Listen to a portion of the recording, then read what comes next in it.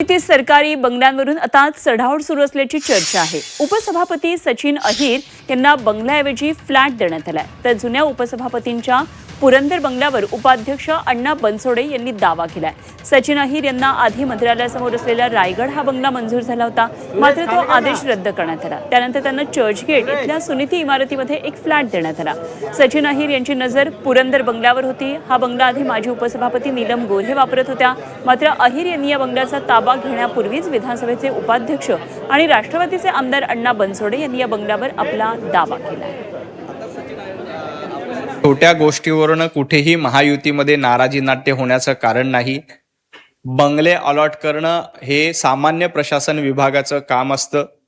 मुख्यमंत्री देवेंद्रजी फडणवीस साहेबांच्या अखत्यारीत हा सामान्य प्रशासन विभाग काम करतो, त्यामुळं यावर तोडगा काढला जाईल। कुठेही या गोष्टीवरून महायुतीमध्ये मतभेद होतील अशी स्वप्न काही लोक बघत असतील तर त्यांना स्वप्न बघण्याचा पूर्ण अधिकार आहे। अशा गोष्टीची स्वप्न ही वर्षानुवर्षी ही लोक बघतायत की महायुतीमध्ये थिणगी पडावी, मग त्यात आमचं काहीतरी भलं व्हावं, अशी अपेक्षा करणं हे मुंगेरी लाल के हसीन सपने आहेत। काही काळजी करू नका।